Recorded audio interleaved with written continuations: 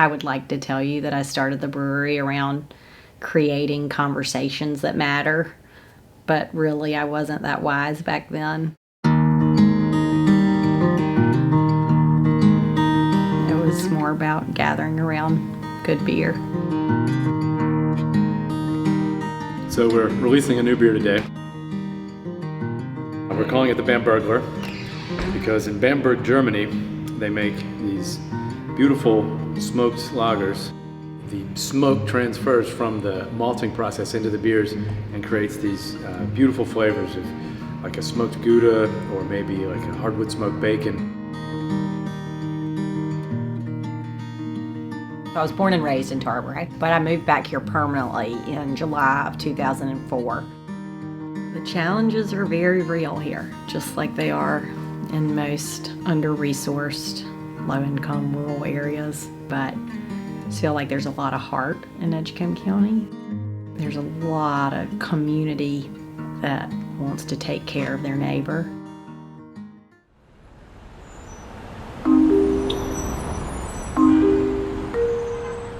Windows on the World was the restaurant at the top of One World Trade Center. I started there in March of '99, worked my way up until I eventually became the beverage director. That's part of the whole love affair with New York. I had the best job in the entire world and I loved my job. I met Stephen at Windows on the World and we both lost our jobs on September 11th, 2001. My sister got married on September 8th, so I was home, being the maid of honor in her wedding.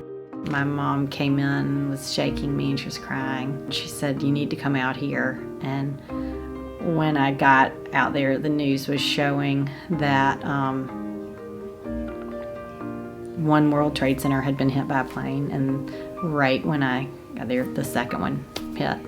And I started calling the people that I worked with, and of course it was going straight to a busy tone, straight to a busy tone, straight to a busy tone. I'd been calling Stephen over and over, and finally he answered. He was in his apartment in Jersey City.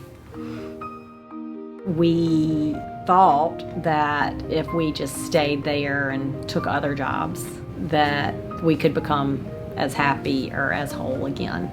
And when I look back at it, I think that job was as much as the reason I was in love with New York as the actual city. My dad was calling every day, "Please come back to Tarboro, please come back to Tarboro." So we came back.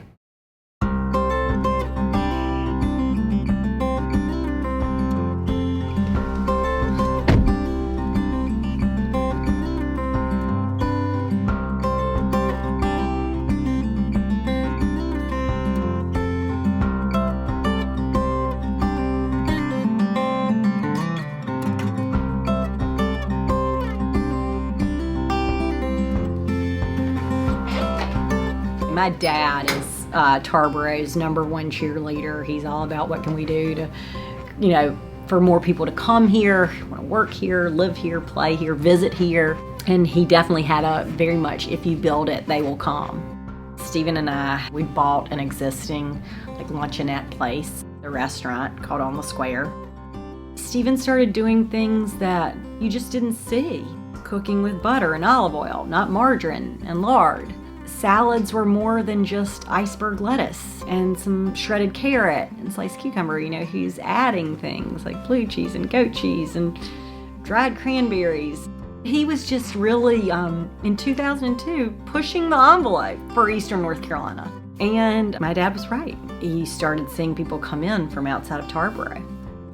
There's a little bit of tension there, when we came into On the Square to make it, really great food, great wine, great service. Unintentionally, we alienated a lot of the people that live in our community because it is not affordable. Our mission for the brewery was changing that, right? Okay, so On the Square can't be this to all people. Let's have something that feels much more welcoming.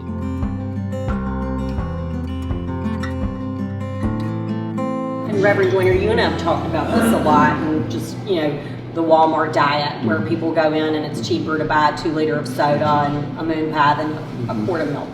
What do you see as something that we as a community can do to change? One of the things is how much income can we put back in the community from food, and how much education can we put around the dining room table from food. Part of the community conversation is to draw in people who may not feel the same way. What kind of change is going to actually happen if we're only having the conversations with people who are like-minded? And yet, that's difficult because often you get people who are all in the same football huddle, right? They all think that minority-owned businesses are very important. They already think that there's a disproportionate, unfair disadvantage to people of color. But then there are people who say, oh, what are you talking about? If we work hard, we'll get what we want. I hear that a lot.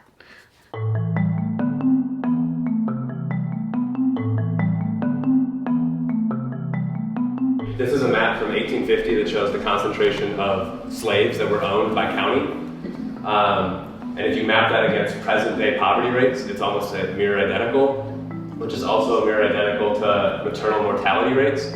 So the issues we face are complex and the history is deep, but we really hope that you would join us on trying to tackle some of these deeply entrenched challenges. Vici and I met as high school teachers in Eastern North Carolina. I taught high school special ed in Warren County, and she was in Northampton. I came across Teach for America. I was placed in Eastern North Carolina. I had never been to Eastern North Carolina. I remember being in the classroom and kind of being in spaces and thinking, like, nobody told me that this America still is real. There was visible segregation, visible racial disparities, family histories that were so much closer to the roots of slavery than I had ever encountered, and it super felt like I had been walking around with a blindfold. You're gonna build a rehab center here? Yeah, I'm gonna build a rehab center. Cause they keep going to jail by begging and stuff. And so by giving them a rehab center, what would you teach them there? They have their own food. Yeah? And place to stay, you know.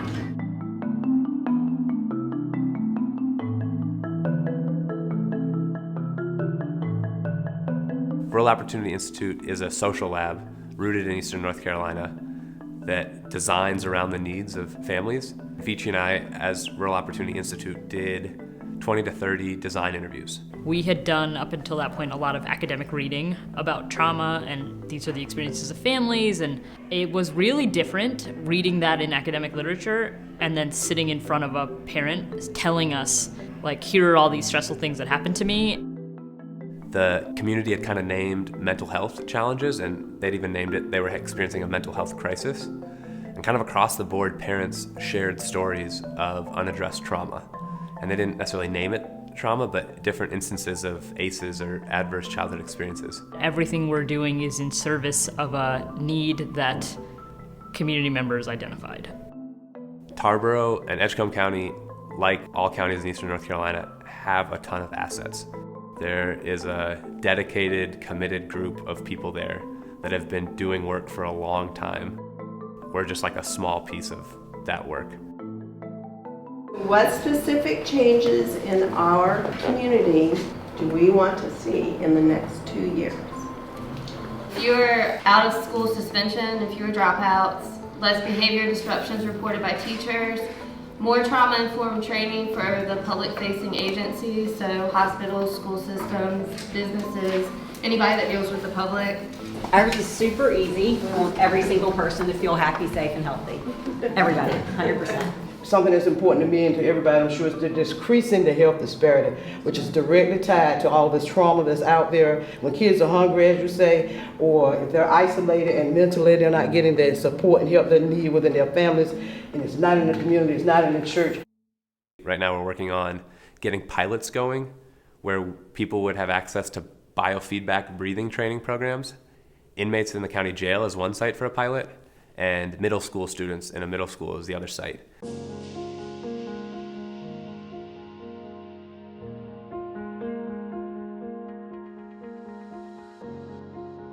I think we've been doing it for a month.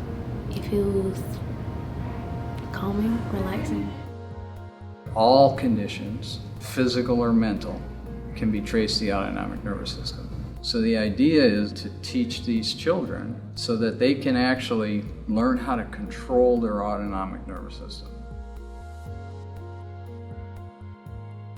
Even their interactions with their peers seem to be changing to a certain extent. When I see them in the hallways, maybe like a little bit less aggression with some of their classmates. I think it really helps me calm down when I'm stressed. That's where fighting and stuff comes in. Some of the people that I know, they don't do this, but they get mad over that little stuff. In the schools, a kid might have bad behavior, always getting in trouble. The issues that the child is facing at home, they bring to school with them. I founded the organization and I'm an executive director. I focus on helping children in school and men and women coming out of prison. Let's say a child is suspended. They're gonna have a disciplinary hearing. I serve as the representative of the parent. It's a very intimidating setting for a parent, especially a parent that's not abreast of school policies. They feel defeated as soon as they walk in the room because the people that's gonna make the decision is talking a different language than they've had to deal with. I'm a Muslim. My faith is the reason that I changed. Down here, I work with non-Muslims. We have a lot that we can contribute to the society. All we gotta do is knock down those barriers that keep us separated. I loved my education in Edgecombe County from kindergarten until senior year graduation. Played and studied with people from all different backgrounds. I wanted to make sure that Cynthia was going to have that same experience. Y'all just shout out a little bit one by one. What kind of opportunities in the summer do you want? STEM camp. Yeah, STEM camps. College tours. Yeah, college tours. College tours. Yeah. Job shadowing events. Job shadowing. Yeah, internships. Stuff like helping with like writing essays and stuff for like college applications. We are from a rural community, and many of us cannot afford to pay $200 or $300 to attend a 3-day camp, right?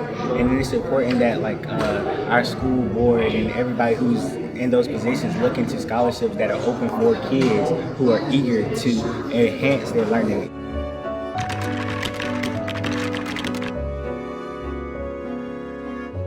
How should North Carolina improve its public school system? That's a question that, as a sophomore who has attended public schools for the past decade, I never get asked. Recently, I had the opportunity to listen and question 5 of the candidates who ran for North Carolina State Superintendent. Our conversations shed light on many of the problems in many of our schools across North Carolina. I noted just how many of the challenges none of the candidates were aware of. I realized how little student input was given to those higher up in the public education system. If public education is for the students, why should students not be a part of changing and improving it? Ask us the questions, we've got the answers. If we are not involved in the narrative about public education, then the narrative will never change. Agreed. I can't wait for it to be published.